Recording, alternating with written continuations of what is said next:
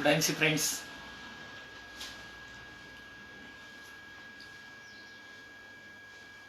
लोग जुड़ रहे हैं इसलिए थोड़ा सा टाइम ले रहा हूँ।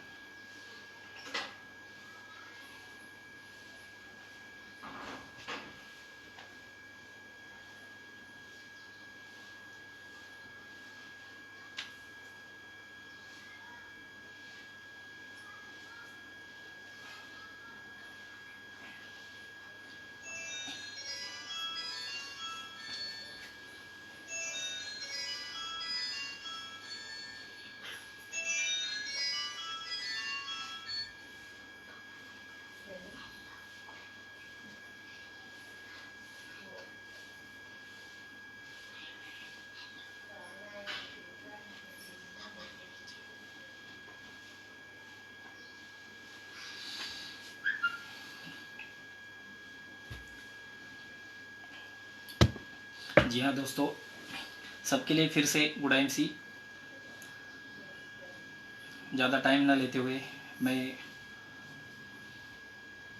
नाम पीसे ज्ञानेश्वर संभाजी, पंढरपुर महाराष्ट्र, चेयरमैन स्टार। दोस्तों, जो चीज़ हमको आज मिल सकती है उस चीज़ के लिए हम पूरी ज़िंदगी क्यों रुके। अगर वो चीज़ हमको आज मिल सकती है तो पूरी ज़िंदगी क्यों रुकना है, क्योंकि यही ज़िंदगी का मेन मोटो है कि हमको आगे बढ़ना है। तो डेफिनेटली जो चीज़ आज मिलने वाली है तो उसको आज ही हासिल करना हमारा लक्ष्य होना चाहिए। दोस्तों, आज की जो मेरी सक्सेस जर्नी है वो आपके सामने रखने से पहले मैं मेरे घर वालों से, सभी मेरे परिवार के जो मेरे मेंबर्स हैं उन सभी को मैं मिलवाना चाहता हूँ। मेरा सबसे छोटा बेटा है जो नटखट है सबसे, क्योंकि वो बहुत मस्ती भी करता है। उसका नाम है Nikhil Dnyaneshwar Pise. Hi, good time जी। Thank you. उसके साथ साथ मेरी बड़ी बेटी है जिसका नाम आकांक्षा ज्ञानेश्वर पीसे है। Hello, good time C. Thank you. Thank. और जो कि मेरी भाग्यश्री है पत्नी जी, दीपिका पीसे, जिनका साथ मुझे मिला और आईएमसी में आज मैं इस मुकाम तक पहुंचा हूं कि जो मैं, जैसे बोलते हैं कि हर सक्सेसफुल आदमी के पीछे एक औरत का हाथ होता है, तो वो यही है जिनका मेरे को बहुत बड़ा सपोर्ट मिला है। Hi, good time C. Thank you. और लास्ट में है जिसने मुझे जन्म दिया और जिसने मुझे पाला पोसा, वो मेरी माँ है। कि आप मेरी माँ जी से भी मैं आपको मिलवाना चाहता हूँ। नमस्ते, good time C. Thank you. दोस्तों, ये मेरे परिवार से मैंने आपको मिलाया। मिलाने का कारण यही है क्योंकि जब हम सक्सेसफुल होते हैं तो उसमें हमारे घर वालों का बहुत बड़ा हाथ होता है, और घर वालों का हाथ अगर हमारे सर पे ना हो तो ज़िंदगी में कुछ भी काम करे डेफिनेटली वो सक्सेसफुल नहीं होता है। दोस्तों, मैं आईएमसी बिजनेस में करीबन 2015 में जुड़ा था। आज तक आईएमसी में करीबन 4.5 साल मेरे पूरे हो चुके हैं। और आईएमसी से पहले जो मेरी जन्म हुआ, जो कि पंढरपुर से यहाँ से पास में ही है, 50 किलोमीटर दूर माहेश्वरस बोल के गांव है मेरा, जहाँ पे मेरा जन्म हुआ, जो कि वो मेरी जन्मभूमि है और पंढरपुर मेरी कर्मभूमि। क्योंकि जब मेरा 25/10/1984 में मेरा जन्म हुआ, तब से अगर सक्सेस जर्नी मेरी बताऊं तो तब हमारे घर के हालात बहुत बुरे थे। मेरे पिताजी खेत में काम करते थे, कुआं खोदने का काम करते थे। मेरी माँ भी उनके साथ काम करती थी। और दोस्तों, बताने के लिए गर्व होता है कि जैसे कृष्ण जी को 2 माएँ थी, वैसे मेरे को भी 2 माएँ हैं जिन्होंने जन्म दिया, और दूसरी माँ ने मुझे पाला पोसा और संस्कार किया हम पर, कि जिसका हमें बहुत ही ज़बरदस्त सपोर्ट मिला। कि घर वालों ने जैसे भी थे वो हमें बहुत सपोर्ट करते थे, और उसमें से भी मेरे को तो उससे ज़्यादा सपोर्ट करते थे कि कुछ भी कर लेकिन पढ़, आगे बढ़, स्कूल में जा, पढ़, आगे बढ़। लेकिन मेरा स्कूल में ध्यान नहीं लगता था, स्कूल में अच्छी तरह से मेरी पढ़ाई भी नहीं हो रही थी। और जब मैं पहली से चौथी तक था तो मुझे सबसे अच्छे मार्क्स भी मिलते थे और अच्छी तरह से मैं पास भी हुआ था, पहले नंबर से मैं पास होता था। लेकिन जैसे ही मैं 5वीं में आया तब मुझे इंग्लिश एक विषय ऐड हुआ, तो इंग्लिश तो समझ में आता ही नहीं था। अभी भी थोड़ा सा मैं इंग्लिश में कच्चा हूँ और अच्छी तरह से नहीं समझ सकता हूँ। लेकिन उस समय 5वीं 6वीं 7वीं ऐसे ही निकली, पास होता गया, आगे ढकलते गए वो और पास होता गया। लेकिन जैसे ही 8वीं में आया तो वो दूसरा हाई स्कूल था, जैसे कि गोपाल राव देव प्रशाला है, वहाँ पे उस स्कूल में मैं पढ़ता था। लेकिन 8वीं में गया तो वो पूरा स्कूल ही चेंज हो गया और वहाँ पे बहुत स्ट्रिक्टली था। तो दोस्तों बहुत वहाँ पे मेरे को स्ट्रगल करना पड़ा। लेकिन प्रॉब्लम ये हो कि लास्ट में 8वीं फेल हो गया मैं। घर वालों ने सपोर्ट तो किया, बोला कि कुछ नहीं है, प्रॉब्लम है, तुम और पढ़, हम तेरे को सपोर्ट करने के लिए तैयार हैं। तो घर वालों ने भी सपोर्ट किया। फिर से मैं 8वीं में गया, दिन रात की पढ़ाई की, 8वीं पास हो गया। और दोस्तों बताने के लिए खुशी होती है कि 8वीं में मेरा तीसरा नंबर आ गया और तीसरे नंबर के साथ मैं फिर 9वीं 10वीं में गया। तो 10वीं में क्या हुआ कि मेरा ईगो था कि मैं 8वीं में तीसरा नंबर लिया है तो 9वीं 10वीं तो ऐसे ही मैं निकाल लूँगा। लेकिन वो ईगो के साथ गया तो मैं 10वीं में फिर से फेल हो गया कि मराठी, हिंदी और इंग्लिश वो तीनों विषय मेरे चले गए। तो जिस कारण मुझे प्रॉब्लम हो गया और ये दिक्कत होती गई कि 10वीं फेल हो गया। और 10वीं फेल होने के बाद फिर से घर वालों का टेंशन मुझे आया। लेकिन घर वालों ने फिर भी मेरे को सपोर्ट किया कि कोई दिक्कत नहीं है, अगर तू स्कूल में नहीं पढ़ना चाहता है तो कोई दिक्कत नहीं है, तू एक बिजनेस कर। पिताजी ने सपोर्ट किया और बिजनेस के लिए मुझे प्रोत्साहित किया। और उनकी इच्छा थी कि मैं कुछ इलेक्ट्रॉनिक्स वाला काम करूं। तो उन्होंने मुझे मोटर रिवाइडिंग का काम सीखने के लिए माइस्टर्स के गांव में वो छोड़ते थे, साइकिल पे ले जाके एक दुकानदार था उसके पास छोड़ते थे और उसको बोलते थे कि इसको मोटर रिवाइडिंग का काम सिखाओ। तो मैं वो सीखना नहीं चाहता था। लेकिन पिताजी को कैसे बताऊँ, एक तो फेल हो गया और अगर बताऊँ तो गाली पड़ेगी, इसलिए मैं नहीं बता पाया। लेकिन जो दुकानदार था, 2-3 दिन बाद मेरा उससे रिलेशन अच्छा बना और मैंने उनसे बोला कि सर मुझे ये मोटर रिवाइडिंग का काम नहीं सीखना है, मुझे टेप रिकॉर्डर का काम सीखना है। और टेप रिकॉर्डर का काम क्यों सीखना था, जब मैं छोटा था तब मेरा भाई ड्राइविंग करता था और उसका जो कार का जो टेप था वो घर में जब लेके आता था और घर में वो टेप लगाता था तो वो हमें हाथ नहीं लगाने देता था। और हाथ नहीं लगाने देता था तो गुस्सा करता था जब हाथ लगाया तो तब से वो दिमाग में था कि साला एक बार मैं बड़ा होऊंगा ना तो ऐसा टेप मैं खुद बनाऊंगा। तो वो बाद में जब इलेक्ट्रॉनिक्स का ध्यान में आया तो जब बड़ा हुआ तब भी मेरे वो दिमाग में था, अभी भी है। लेकिन मैंने वो दुकानदार को उसको रिक्वेस्ट किया तो उसने बोला चलो ठीक है, तुझे जो सीखना है वो सीख, लेकिन तेरे पिताजी को बताना होगा। मैंने बोला कि सर 1 महीने तक आप मत बताओ, जैसे 1 महीना हो जाएगा मैं खुद उनको बताऊंगा और आपको सामने रख के बताऊंगा। तो उसने मुझे वो सपोर्ट भी किया, उसका थैंक्सफुल हूँ मैं कि उन्होंने मुझे वो बताया कि ठीक है चलो तुम दूसरे दुकान में तुम कुछ सीखना चाहते हो तो सीखो।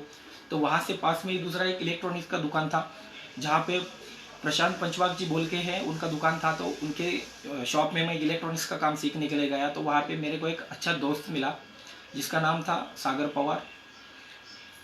वो एडिबू का मास्टर है, डीजे बनाता है और बहुत अच्छी तरह से अभी वो स्टेबल भी है। लेकिन मैं उसको जब मिला और उसने मुझे टेप रिकॉर्डर के बारे में जानकारी दिया तो मुझे एक ऐसा लगा कि मैं एक नई मशीन के बारे में कुछ सीख रहा हूँ।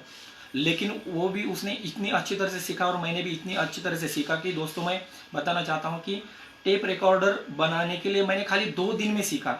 और 2 दिन के बाद तीसरे दिन जब मैंने नया टेप रिकॉर्ड बनाया तो उसने भी मुझे शाबाशी दिया। और जिसके पास मैं काम करने के लिए दुकान में गया था प्रशांत पंचवाग जी, तो उन्होंने भी मुझे बहुत अच्छी तरह से शाबाशी दिया और बोला कि तुम बहुत आगे जाओगे और तुम्हारा ऐसा माइंड है कि तुम प्रैक्टिकली कुछ भी सीख सकते हो। मुझे भी लगा शायद है, क्योंकि मैंने तो टेप रिकॉर्डर बनाया था। तो उसके साथ साथ 1 साल तक मैं वहीं पे काम करता रहा और अच्छी तरह से सीखता रहा। लेकिन जैसे 1 महीना हुआ था तो पिताजी को भी मैंने बता दिया कि मैं ये रिवाइडिंग का काम नहीं सीखना चाहता, मोटर रिवाइडिंग का, मैं टेप रिकॉर्ड का काम सीख रहा हूँ और उसके साथ साथ मैं टीवी का भी काम सीखना चाहता हूँ। लेकिन दिक्कत ये हुई कि प्रशांत पंचवाल जी का कुछ प्रॉब्लम हुआ और उन्होंने वहाँ से दुकान बंद कर दिया और वो पंढरपुर चले आए। अभी भी मिलते हैं, वो पंढरपुर में है, यहाँ पे रहते हैं। मैं कई बार उनसे मिला भी हूँ और उनसे बात भी हुई है। लेकिन जब वो दुकान बंद करके आए तो मुझे प्रॉब्लम हुआ कि मैं क्या करूँ अब और कहाँ पे जाऊँ और कैसे स्टेबल हो जाऊँ। उसके बाद पिताजी को मैंने बोला कि आपके पहचान वाले एक है टीवी रिपेयर करने वाले, दादा गुरु बोल के, जो कि उनकी दुकान में मुझे उन्होंने फिर से लगाया। और दोस्तों बताने की खुशी होती है कि मेरी ज़िंदगी का पहला गुरु मुझे वहाँ पे मिला, जिन्होंने ज़िंदगी का एक पड़ाव, जैसे बोलते हैं कि लोगों को कैसे बात करने का, लोगों से कैसे ट्रीट करने का, लोगों से हम जैसे कि कोई आदमी गुस्से से आता है तो उसको स्माइल करके बात करने का, और उसको कोई वापस रिप्लाई ज़्यादा नहीं देने का या गाली नहीं देने का। क्योंकि प्रॉब्लम ये होता था कि टीवी रिपेयर का काम था, तो उसमें जब मैं 5-6 दिन गया तो मुझे वहाँ पे दिखाई दिया कि बहुत सारे लोग आते थे और वहाँ पे बहुत हल्ला गुल्ला और जो गालियाँ वगैरह दे के जाते थे। तो समझ में नहीं आता था ऐसे क्यों कर रहे थे। लेकिन एक दिन मैंने उनसे पूछा तो उन्होंने बताया कि उनका टीवी अगर घर का बंद हो गया है तो घर वाली बीवी है तो उनको डांटती है, और वो बीवी का गुस्सा हमें हमारे ऊपर आके यहाँ पे डालता है, और वो स्पेयर पार्ट मिलते नहीं थे, या तो पूना से हमें वो स्पेयर पार्ट मंगवाना होता, या तो वहाँ से पास में एक अकलूज है कि वहाँ से मंगवाना होता। अगर वहीं से नहीं मिलता तो वो बॉम्बे जाना पड़ता और मुंबई से वो मंगवाना पड़ता। ऐसे बहुत सारे प्रॉब्लम्स थे। लेकिन वो इलेक्ट्रॉनिक्स का काम जब सीख रहा था तब बहुत सारे हमें ऐसे लोगों से हमारी बातचीत हुई कि जिनसे हमें पता चला कि हमारी ज़िंदगी कैसी होती है। जैसे स्कूल में पढ़ते हैं तो स्कूल में हमें सिखाया नहीं जाता कि ज़िंदगी कैसे जीनी है, वहाँ पे खाली पढ़ाई होती है। लेकिन जब हम वहाँ पे गए तो हमें पता चला कि ज़िंदगी जीना है तो उसके लिए स्ट्रगल बहुत करना होगा। पैसा कमाना है तो अच्छी तरह से पैसा नहीं आएगा, पैसा आता है लेकिन उसके लिए आपको बहुत एफर्ट डालना पड़ेगा। और छोटा था तब बड़े सपने भी थे। मैंने बहुत सारे ऐसे लोगों से मिला था। जब छोटा था तो हमारे गांव से ही एक लक्ष्मण जंगले बोल के है, जो वो घर छोड़ के पूना गए थे और वहाँ पे उन्होंने कुछ नेटवर्क मार्केटिंग का काम किया और वो बहुत सक्सेसफुल हुए थे। और देखा भी मैंने, बढ़िया गाड़ी लेके गांव पे आते थे, दिखाई देते थे, और मैंने उनसे बात भी किया। छोटा था तब मिलता था उनसे, अभी बड़ा हुआ हूँ तब भी मिलता हूँ। उनको देख देख के दिमाग में ये आता था कि घर छोड़ के अगर बाहर जाएंगे और उधर जाके कुछ अच्छा काम करेंगे तो डेफिनेटली सक्सेसफुल मिल सकता है। उनको मिला है, मुझे ही मिलेगा, ये दिमाग में था। इलेक्ट्रॉनिक का काम करते करते मैंने देखा कि ऐसे बहुत सारे लोग थे या बच्चे थे कि जो इलेक्ट्रॉनिक का काम करते करते वो खुद होमगार्ड का जो ड्यूटी है वो कर सकते थे। तो मैंने भी सोचा कि 10वीं फेल हो चुका हूँ तो मैं अगर ये ड्यूटी कर सकता हूँ तो ट्राई क्यों नहीं कर सकता। और उसके लिए मैंने सोचा भी, तो होमगार्ड के लिए मैंने ट्राई किया कि होमगार्ड का जो उसमें भर्ती होना है तो उसके लिए मैंने एजुकेशन कितना लगेगा इसके बारे में सोचा। तो एजुकेशन के लिए भी मुझे पता चला कि अगर आप 10वीं फेल भी है तो भी कोई दिक्कत नहीं होगी आपको। और मैं वहाँ पे गया और मैंने देखा कि स्टार्टिंग में मैं सोलापुर में गया, वहाँ पे भर्ती भी हुआ और अच्छा लगा कि होमगार्ड मैं बन गया और सोचा था कि देश की सेवा करूं। लेकिन जब मैं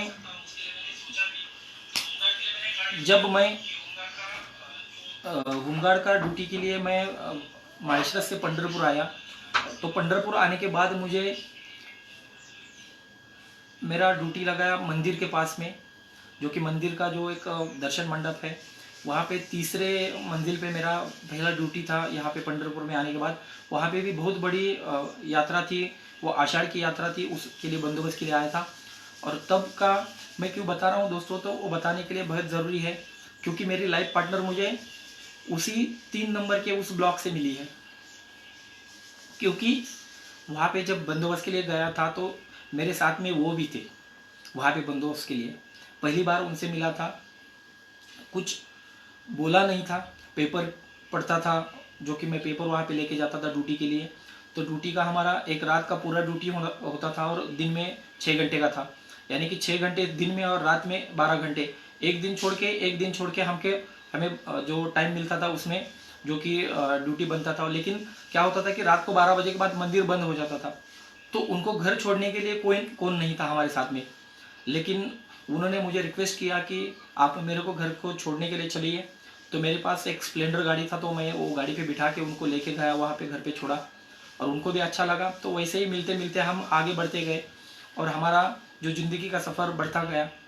और दोस्तों, मुझे बेहद खुशी होती है कि जब मैं उनसे मिलता गया तो मेरी पंढरपुर आने की दो कारण हो गए। एक तो मैं विट्ठल जी को बहुत मानता हूँ और दूसरा मेरी पत्नी जी को, क्योंकि वो दोनों भी पंढरपुर के थे। तो इसलिए मैंने माहेश्वरत छोड़ के पंढरपुर में आने का सोचा और डेफिनेटली मैं पंढरपुर आया। आने के बाद यहाँ का मार्केट वगैरह सब कुछ देखा, बंदोबस्त करते करते यहाँ पे मार्केट देखते देखते यहाँ पे भी मुझे एक इलेक्ट्रॉनिक का दुकान मिला, जो कि मनोज इलेक्ट्रॉनिक बोल के है यहाँ पे नगर पालिका के पास में। तो वहाँ पे मैंने देखा कि बहुत सारे लोग अच्छी तरह से काम कर रहे हैं, तो मुझे भी यहाँ पे काम मिल सकता है। तो मैंने उनसे रिक्वेस्ट किया कि मैं ऐसा ऐसा माहेश्वरत से हूँ और मैं यहाँ पे काम करना चाहता हूँ। तो बोले कि ठीक है, कोई दिक्कत नहीं है, लेकिन आपका कोई मैकेनिक पहचान वाला हो आपके गांव का तो मुझे उनका नाम बता दीजिए, फिर मैं आपको काम पे रखूँगा। तो मैंने मेरे गुरु का नाम बता दिया। वो दादा गुरु जी को उन्होंने कॉल भी किया, उनके पहचान के थे। तो कॉल करने के बाद उन्होंने बोल दिया कि कोई दिक्कत नहीं है, आप कल से काम आ सकते हो। तो मैंने काम स्टार्ट किया, वो इलेक्ट्रॉनिक का काम वहाँ पे मैंने स्टार्ट किया। और दोस्तों, बताने के लिए खुशी होती है कि उस दुकान में करीबन 15-20 साल से बहुत सारे लड़के काम कर रहे थे, लेकिन वो जो मालिक थे उन्होंने उनके ऊपर विश्वास करने की बजाय मेरे ऊपर विश्वास किया और 6 महीने के अंदर अंदर वो पूरा दुकान मेरे विश्वास पर छोड़ के गए। यानी कि दुकान का सब गल्ला वगैरह सब कुछ मेरे हाथ में था। यानी कि उन्होंने इतना सारा विश्वास मेरे ऊपर डाल दिया कि मुझे लगा कि मेरे अंदर कुछ है, कि मैं कुछ कर सकता हूँ। वो काम मैं करीबन 3 साल तक मैं वहाँ पे इलेक्ट्रॉनिक की दुकान में काम किया। वो काम करते करते मेरे घर वालों को मैंने बता दिया और उस समय मैंने शादी भी किया था। लेकिन दोस्तों, शादी करते समय बीच में एक प्रॉब्लम भी हुआ था कि मेरे घर वालों को मैंने बताया नहीं था, क्योंकि मेरी पत्नी का जो कास्ट है वो अलग है, मेरा कास्ट अलग है। और पत्नी के जो उनके काका है जो कि अहमदनगर में रहते हैं, अभी मेरे टीम में है, वो स्वामी जी बोल के है। तो मेरी पत्नी ने जब शादी के लिए मैंने उनसे रिक्वेस्ट किया तो उन्होंने बोला था मुझे उस समय कि आपको अगर मेरे से शादी करना है तो मेरे पिताजी से पहले मेरे जो चाचा है जो अहमदनगर में रहते हैं उनसे आपको मिलना होगा, उनसे आपको रिक्वेस्ट करनी होगी। वो अगर हाँ बोलते हैं तो ही हमारी शादी हो सकती है। तो मैं इलेक्ट्रॉनिक का काम मनोज इलेक्ट्रॉनिक में करते करते मैंने उनको बोला ठीक है, मैं उधर आने के लिए तैयार हूँ। तो मैं वहाँ पे जब हमारी पत्नी जी अहमदनगर चली गई तो 2 दिन बाद मुझे कॉल किया और मुझे वहाँ पे बुलाया। तो वहाँ पे मैं गया ससुर जी के पास, वहाँ पे रहा मैं एक दिन। दूसरे दिन सुबह उठा तो जब हम जॉगिंग के लिए गए थे तो वहाँ पे एक बात हुई थी। स्वामी जी ने मुझे बताया कि हमारा कास्ट अलग है, तुम्हारा कास्ट अलग है, तुम्हारी शादी हो जाए कोई दिक्कत नहीं है, तुम लड़का भी अच्छा हो, कोई तुम्हें बैड हैबिट्स भी नहीं है, मैंने सुना भी है, देखा भी है, अच्छा लगा। लेकिन शादी होने के बाद तुम्हारे अगर बच्चे होंगे तो उनके लिए बहुत बड़ी दिक्कत हो सकती है। यानी कि लड़के बड़े होंगे, उनकी शादी करनी होगी और तुम अमीर नहीं होंगे, तुम्हारे पास पैसा नहीं होगा, ओवरऑल तुम सिंपल जिंदगी जी रहे होगे, तो तुम्हारे लड़का होगा या लड़की होगी तो उसकी शादी करने के लिए तुम्हें बहुत दिक्कत होगी। तब मैंने उनको बता दिया कि अभी तो मैं यहाँ पे हूँ, आगे जाके मेरा खुद का मैं बिजनेस डालने वाला हूँ, मेरा खुद का शॉप डालने वाला हूँ, तो डेफिनेटली मुझे पैसा भी आएगा, कोई दिक्कत नहीं होगी और मैं अच्छी तरह से उसको हैंडल भी करूँगा। तो उन्होंने वैसे भी बताया कि नहीं, अगर शादी करनी है तो लड़का लड़की को अगर होती है तो उन लोगों को तुम इतना पढ़ाओ कि वो एक अच्छी पोस्ट पे चले जाए, ताकि उनको शादी की कोई दिक्कत ना आ जाए। तो शादी होने से पहले मुझे उन्होंने वहाँ का बता दिया कि जहाँ पे शादी होने के बाद दिक्कत होती है।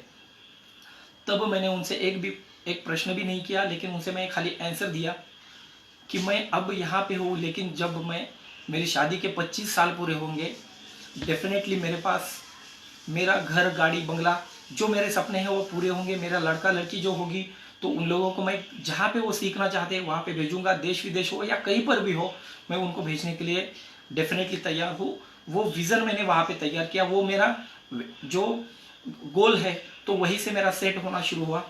और वहाँ से जब वापस आया करीबन 6 महीने बाद मेरा शादी हुआ। शादी होने के बाद मैंने घर वालों को भी मेरे बताया नहीं था, क्योंकि अलग कास्ट के तो घर वाले तो मानते नहीं थे, लेकिन उनकी तरफ से हाँ था, इसलिए मेरे कुछ दिक्कत नहीं आई। और बाद में मैंने मेरे घर वालों को करीबन शादी होने के बाद 1 साल बाद मैंने बताया। और तब तक तो मेरा बेटी का मेरे जन्म भी हुआ था, आकांक्षा का। और घर वालों को, पिताजी को पता चला तो उन्होंने बहुत सारी गालियाँ दी, बहुत सारा गुस्सा किया मेरे ऊपर। लेकिन मैंने उनसे बोला कि आपको कोई दिक्कत नहीं होगी, मैंने शादी की है, बराबर है, मैं गलत हूँ, लेकिन लड़की की तरफ से कोई आपको प्रॉब्लम नहीं आएगा, क्योंकि लड़के के पिताजी को, उनके चाचा को, सभी को मैंने मना लिया है और तभी मैंने शादी की है।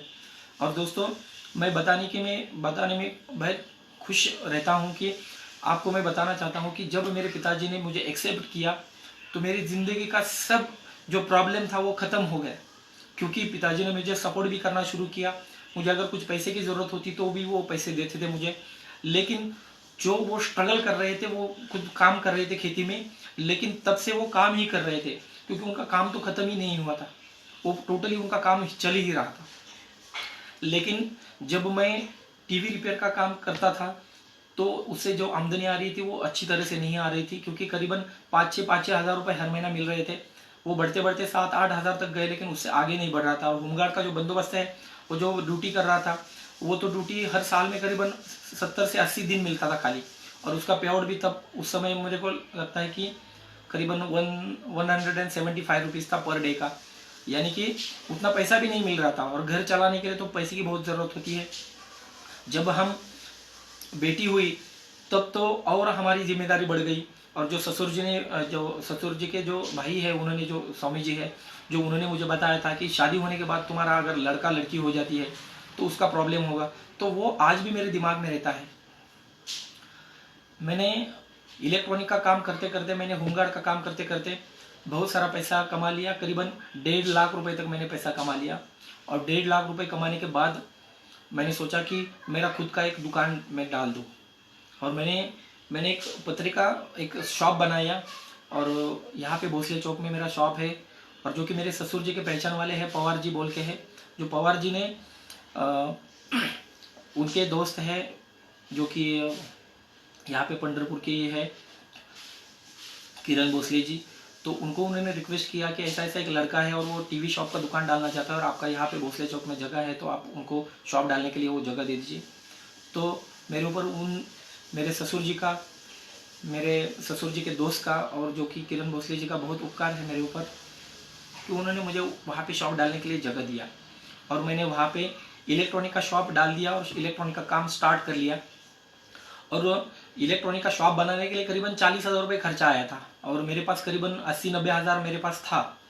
और मैंने इधर उधर से जुगाड़ करके मैंने करीबन 1.5 लाख रुपए तैयार किए थे, और उसमें माल भर के मैंने वो इलेक्ट्रॉनिक का वहाँ पे बिजनेस शुरू करने वाला था।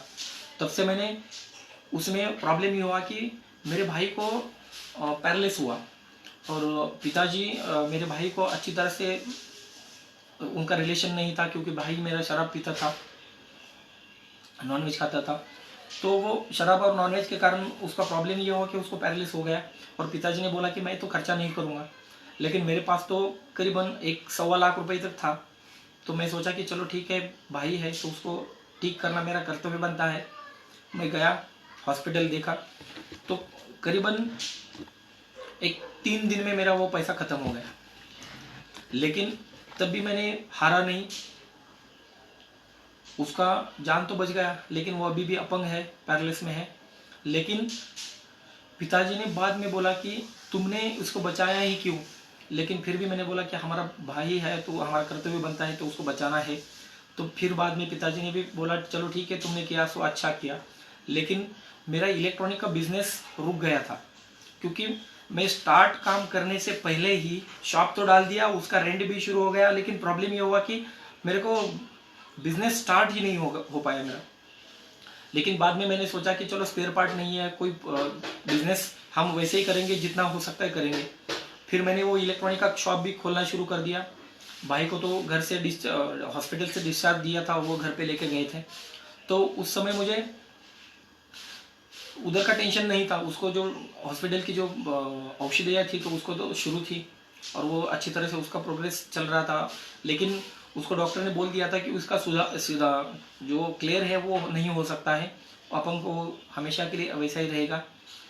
तो बाद में मैंने उसके ऊपर ध्यान तो नहीं दिया, लेकिन मेरा ध्यान इलेक्ट्रॉनिक के ऊपर मैंने ज़्यादा दिया और वहाँ पे फिर से मैंने मेरा काम स्टार्ट कर लिया। इलेक्ट्रॉनिक का काम करता था तो पूरा महीने का मैंने देखा करीबन मुझे कब 20 से 25 हज़ार रुपये मिलना शुरू हो गया। ऐसा करीबन मैंने 3 महीने तक काम किया, लेकिन वो काम करते करते मुझे पैसा भी मिलना शुरू हो गया और आज लगा कि शायद मेरे दिन बदलने वाले हैं। लेकिन दोस्तों, नियति को कुछ अलग ही होता है कि मेरे को कि क्या हुआ कि वहाँ से इलेक्ट्रॉनिक से मेरे को पैसा तो मिल रहा था, लेकिन वो पैसा 20-25 के ऊपर नहीं जा रहा था और 20-25 में तो कुछ भी होने वाला नहीं था। मैं देख रहा था लड़की का धीरे धीरे एज बढ़ रहा है, हमारा भी एज बढ़ रहा है। तो दिक्कत ये हो रही थी कि आगे अगर हमको बहुत ज़्यादा पैसा कमाना है तो कुछ तो अलग करना होगा। तो इलेक्ट्रॉनिक का काम करते करते सोचा कि कोई मार्केटिंग का काम करूं, क्योंकि देखा था कि हमारे जो पहले बताया था कि लक्ष्मण जंगले जी, उन्होंने बहुत सारा पैसा कमाया है, तो चलो मैं भी कमा लूं। तो मैंने कुछ नेटवर्क मार्केटिंग कंपनी में ट्राई किया, जैसे कि मैं नाम नहीं लेना चाहता, लेकिन ऐसे थी कि जो मनी सर्कुलेशन का प्लान था तो उसमें मैंने पैसा भरना शुरू किया कि जैसे कि 5,500 रुपये भरने के बाद 220 रुपये का वो किराना का कूपन मिलता था। इसमें बहुत सारे लोगों का पैसा लगाया मैंने, लेकिन प्रॉब्लम ये हुआ कि 6 महीने के अंदर अंदर ही वो कंपनी बंद हो गया और करीबन 70-80 हज़ार तक मैं लॉस में गया। जैसे कि इलेक्ट्रॉनिक में जितना सारा मैंने पैसा कमाया था उतना सारा लॉस ही में गया मेरा। तो फिर से मैं जीरो में गया। फिर से सोचा चलो ठीक है, उसको छोड़ते हैं, फिर अपना इलेक्ट्रॉनिक का काम शुरू करते हैं। तो उसको भी मैंने कंटिन्यूली स्टार्ट किया, उसको मैं कंटिन्यूली करता गया। करीबन 3-4 महीने और किया मैंने, करीबन 6-7 महीने मैंने इलेक्ट्रॉनिक का काम अच्छी तरह से करते गया। पैसा तो 20-25 के ऊपर नहीं आ रहा था, उतना ही आ रहा था हर महीने का, लेकिन मेरा सपना तो बहुत बड़ा था कि मुझे बहुत सारा पैसा कमाना है। बाद में फिर से मैंने एक नेटवर्क मार्केटिंग ज्वाइन किया, उसमें भी मैंने काम शुरू किया। उसमें था कि कुछ पैसे भरने थे और 6 साल में हमें डबल मिलते थे या तो 9 साल में ट्रिपल मिलते थे। जो कंपनी थी कि जो होटल में पैसा लगाती थी और वो जो होटल का जो रूम रहता है वो रेंट पे देती थी और उसका पैसा उनको मिलता था, लेकिन वो भी ज़्यादा दिन तक नहीं चला, वो भी ख़त्म हो गया। उसमें भी करीबन 2-2.5 लाख का मेरा लॉस हुआ। तो प्रॉब्लम ये हुआ कि करूँ तो क्या करूँ, नेटवर्क मार्केटिंग करना है, पैसा तो कमाना है, लेकिन जिस कंपनी में जाता था वो कंपनी बंद हो रही थी। तो बाद में सोचा कि चलो ठीक है, हमें इलेक्ट्रॉनिक का काम ही करना पड़ेगा, दूसरा हमारे पास कुछ भी काम नहीं है। या कि एक तो नेटवर्क मार्केटिंग हमारे लिए तो है ही नहीं है, क्योंकि करूँगा तो लॉस हो रहा है, तो अब तो नहीं करूँगा। क्योंकि हमारे ससुर जी भी बहुत हमें गालियाँ दे रहे थे, हमारी पत्नी भी हमें बहुत डांट रही थी, क्योंकि वो अगर पैसा ही नहीं मिल रहा, आपको सक्सेस ही नहीं मिलेगी, तो आप क्यों ऐसे काम कर रहे हो। आप इलेक्ट्रॉनिक में हैं, आप इलेक्ट्रॉनिक का काम करिए, होमगार्ड की ड्यूटी है वो करते जाइए, आपको दूसरे काम करने की ज़रूरत ही नहीं है। फिर से मैंने इलेक्ट्रॉनिक स्टार्ट कर लिया। करीबन 1 साल तक मैं वैसा ही करता गया, लेकिन प्रॉब्लम ये हुआ कि वो काम करता गया तो उसमें 1 साल मेरा चला गया, लेकिन फिर भी मेरा हर महीने का 20 से 25 के हज़ार के ऊपर जा ही नहीं रहा था। लेकिन हमारा जो कि बेटी का जन्म हुआ था तो उसका जो हम ट्रीटमेंट ले रहे थे डॉक्टर पवार जी के हॉस्पिटल में ले रहे थे, क्योंकि उनका हॉस्पिटल बहुत छोटा था, पतरे के छेड़ में था, बहुत छोटा था। तो उनके वहाँ पे हम जाते थे, उनको ट्रीटमेंट लेते थे और उन्होंने बहुत अच्छी तरह से ट्रीट भी करते थे। जैसे कि हमारे वो फैमिली डॉक्टर बन चुके थे। जो भी हमें कुछ प्रॉब्लम रहता तो हम शाम को भी उनको कॉल करते थे, तो वो देर रात भी अगर हम उनके पास जाते हैं तो वो हमको बुलाते थे और हमें वो ट्रीट भी करते थे। तो हमें उनकी तरफ से वो सपोर्ट मिलता था। लेकिन उसके बाद जैसे ही उनका बड़ा हॉस्पिटल ओपन हो गया, तो बड़ा हॉस्पिटल, तो उस हॉस्पिटल में अगर हम जाते हैं तो करीबन हमको 2 घंटे या 1.5 घंटे हमको वहाँ पे वेटिंग करना पड़ता था, क्योंकि उनका हॉस्पिटल जब उन्होंने शिफ्ट किया और बड़ा हॉस्पिटल उन्होंने डाला तो बहुत सारे उनके पेशेंट भी बढ़ गए थे। लेकिन जब हम हॉस्पिटल जाते थे हमें दिक्कत आ रही थी, लेकिन फिर भी हमने वहाँ पे हमारा ट्रीटमेंट शुरू रखा था। उसके बाद जब इलेक्ट्रॉनिक का मैं काम कर रहा था तो तब क्या हुआ कि एक दिन डॉक्टर पवार जी मेरे शॉप पे आए और मुझे, जिन्होंने इस आईएमसी में जन्म दिया, मेरे पिता परमेश्वर, जैसे बोलते हैं कि हमारे लिए अपलाइन हमारा भगवान है, कि डॉक्टर पवार जी मेरे शॉप में आए और मुझे उन्होंने बताया कि पीसे जी आपको एक ऐसा नेटवर्क मार्केटिंग कंपनी है और आपको इस कंपनी में जुड़ना है, तो एक प्रोडक्ट बेस्ड कंपनी है और आपका कोई घाटा भी नहीं होगा, प्रोडक्ट की क्वालिटी भी अच्छी है। और उसका जानकारी देने के लिए आपके यहाँ पे एक मेरे हॉस्पिटल में आपको आना है करीबन 3 बजे। और मैंने वो मीटिंग का अरेंज करवा लिया है। सोलापुर से ननूरे बोल के एक आए हैं और वो आपको प्रोडक्ट्स के बारे में और कंपनी के बारे में, प्लान के बारे में जानकारी देंगे। आपको ठीक लगे तो आप करिए, नहीं लगा तो छोड़ दीजिए। और उन्होंने करीबन मुझे लगता है कि 30 सेकंड, विदिन 30 सेकंड में उन्होंने बताया और चले गए। और मेरा काम चल रहा था टीवी रिपेयर का, तो मैं वैसा ही करता गया। करीबन आधा घंटे बाद मुझे क्लिक हुआ कि यार उन्होंने मुझे बता तो दिया है कि ऐसा ऐसा है, कुछ नेटवर्क मार्केटिंग है, प्रोडक्ट बेस है, कुछ लॉस नहीं होगा। चलो ठीक है, एक बार फिर और ट्राई करते हैं। क्योंकि कोई भी आपको अपॉर्चुनिटी मिलती है वो कम सेकंड में आके चली जाती है। तो डॉक्टर पवार जी भी वैसे भी आए और चले गए। लेकिन मैंने सोचा कि मैं अकेला ना जाऊं, मेरे दोस्त को साथ में लेके जाऊं। तो मैंने युवराज सावंत बोल के मेरा दोस्त है, उसको कॉल किया और उसको बोला कि ऐसे ऐसा हॉस्पिटल जाना है हमें और कुछ कंपनी के बारे में वो जानकारी देने वाले हैं, तो चलो सुन के आते हैं। वहाँ पे गया, मैंने वो ज्वाइन किया। वहाँ पे जाने के बाद मैंने देखा कि करीबन 20-25 लोग वहाँ पे बैठे थे। अच्छी तरह से वो जानकारी दिया उन्होंने, प्रोडक्ट्स के बारे में डेमो वगैरह दिखाया, तुलसी का, एलोवेरा का, गोमूत्र का डेमो दिखाया उन्होंने। और बहुत बहुत अच्छी तरह से जानकारी दिया उन्होंने। और बहुत सारी बीमारी पे भी काम करता है ऐसी भी जानकारी दी। मुझे लगा कि चलो ठीक है, बहुत बढ़िया है। बाद में उन्होंने प्लान दिखाया कि आपको ऐसे ऐसे काम करना है और ऐसे 8 लोगों को जोड़ना है और उन 8 लोगों को आपको सक्सेसफुल बनाना है। और जैसे आप उन 8 लोगों को सक्सेसफुल बनाते हैं, आप चेयरमैन बन जाते हैं। तो मुझे लगा कि 8 लोग तो वैसे भी मिल जाएंगे, कोई दिक्कत नहीं है, प्लान भी बहुत बढ़िया लगता है। तो मेरा सब जानकारी लेने के बाद खाली मैंने हाथ उठाया और उनको बोला कि सर मेरा एक प्रश्न है। कि बोले क्या? कि सर इसमें पाइल्स के लिए कुछ प्रोडक्ट्स हैं क्या? तो उन्होंने बोला कि क्यों, मुझे है और मुझे वो प्रोडक्ट्स की बहुत ज़रूरत है और बहुत बड़ा प्रॉब्लम्स है। आप सोच सकते हैं कि पाइल्स के प्रॉब्लम वाले पेशेंट को बहुत दिक्कत आती है और मुझे भी वो प्रॉब्लम था उस समय। तो मैंने वो प्रोडक्ट्स के बारे में उनको पूछा तो उन्होंने बता दिया कि हमारे पास बहुत ही ज़बरदस्त प्रोडक्ट्स है और आपको डेफिनेटली 100% रिजल्ट मिलेगा। तो उन्होंने करीबन 1200 से 1500 रुपये के प्रोडक्ट्स मुझे दिए और मैंने वो सभी प्रोडक्ट्स लिया, घर पे आया। डॉक्टर ने तो बता ही दिया था कि ऐसे ऐसे आपको इसको इस्तेमाल करना है और मैंने वो प्रोडक्ट्स इस्तेमाल करना शुरू कर लिया। करीबन चौथे या 5वें दिन मुझे उसका रिजल्ट मिलना शुरू हो गया और मैंने 6वें दिन डॉक्टर जी को कॉल किया और बोला कि सर मुझे ये प्रोडक्ट इस्तेमाल करने के बाद बहुत ही ज़बरदस्त रिजल्ट मिला है। मेरा पेट पूरी तरह से साफ हो रहा है और वो जो पाइल्स का प्रॉब्लम था वो मुझे करीबन 90% वो ख़त्म हो गया है, खाली 10% रह गया है। और वो बोले कि चलो ठीक है, आपको अगर टाइम है तो आप हॉस्पिटल चले आओ, क्योंकि आपने अभी कॉल किया है तो अभी आप आ जाओ, आपसे कुछ बात करेंगे और आगे सोचेंगे कि आपका आगे क्या हो सकता है। तो मैं फिर हॉस्पिटल गया, उनसे मिला। उनसे मिलने के बाद उन्होंने बता दिया कि आपको अगर रिजल्ट मिला है तो आप एक काम करो कि ये बिजनेस स्टार्ट करो। मैंने बोला कि बिजनेस तो अभी तो मैं नहीं कर सकता क्योंकि मेरा शॉप तो अभी इलेक्ट्रॉनिक का है और ये बिजनेस मैं कर रहा हूँ, तो ये अभी नहीं हो सकता। लेकिन उन्होंने बोला कि नहीं, आप कर सकते हो क्योंकि आपको रिजल्ट मिला है, तो खाली इस रिजल्ट को आपको शेयर करना है। और लोगों तक शेयर करता गया मैं। और दोस्तों बताने के लिए खुशी होती है कि 1 महीने तक मैंने करीबन एक 20 से 25 हज़ार का मैंने माल बेचा। और वो बहुत सारे ऐसे पाइल्स के पेशेंट थे, जैसे कि हमारा जो ओरा रहता है कि हमारे पास वाले लोगों का, जैसे अगर आपका शुगर का प्रॉब्लम है तो आपके दोस्त शुगर वाले ही रहेंगे, आपको बीपी का प्रॉब्लम है आपके दोस्त बीपी वाले रहेंगे, अगर आपको पाइल्स का प्रॉब्लम है तो आपके संपर्क में भी रहने वाले आपके पाइल्स वाले प्रॉब्लम वाले लोग रहेंगे। तो मेरे संपर्क में भी ऐसे बहुत सारे लोग थे जिनको पाइल्स का प्रॉब्लम था, तो वही प्रोडक्ट्स मैंने उनको रिकमेंड किया और 20 से 25 हज़ार का मैंने प्रोडक्ट सेल कर लिया। और मेरा पहले महीने का पे आउट जो आया था वो 277 रुपये आया था और मुझे बहुत अच्छा लगा, क्योंकि मैंने क्या किया था कि जो लोग मेरे साथ जुड़े थे, कि जिनको मैंने प्रोडक्ट दिया था उनको खाली मैंने बेचा नहीं था, उनको ज्वाइन करके मैंने प्रोडक्ट दिया था। इसलिए मेरा 277 रुपये पे आउट आया था, क्योंकि मैंने जो परचेस किया था उसी का मुझे पैसा मिला था। डाउन वाला भी करीबन 25% में गया था और मैं भी 25% में गया था, इसलिए उनका तो मुझे पैसा नहीं मिला, लेकिन मैंने जो परचेस किया था उसको मुझे पैसा मिला, क्योंकि गैप इनकम तो तब नहीं मिला था मुझे। लेकिन मैंने डॉक्टर जी से बोला कि मुझे ये काम बड़े लेवल पे करना है, तो उन्होंने बोला कि कोई दिक्कत नहीं है, आप यहाँ से प्रोडक्ट्स परचेस लेके हमारे पास जो प्रोडक्ट्स आपको चाहिए उसकी लिस्ट दे दो और हम आपको प्रोडक्ट्स दे देंगे। उस समय उनके पास आउटलेट था, तो मैं वहाँ से परचेस करता था और वो प्रोडक्ट्स लेके मार्केट में घूमता था। जो मेरे पहचान वाले लोग थे उनसे मिलता था, उनको जानकारी देता था।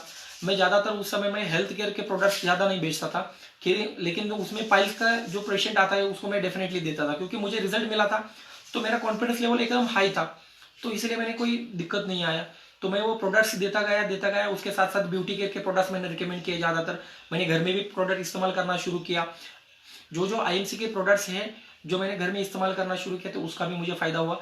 लेकिन दिक्कत ये हो रही थी कि घर वालों का सपोर्ट नहीं मिल रहा था, क्योंकि पहले तो बहुत सारी कंपनी में लॉस हो गया था और घर वाले बोल रहे थे कि आपका इलेक्ट्रॉनिक का काम चल रहा है, होमगार्ड की ड्यूटी चल रही है, तो ये काहे का बीच में आपने फिर से आपको ये दूसरा कंपनी लेके आए।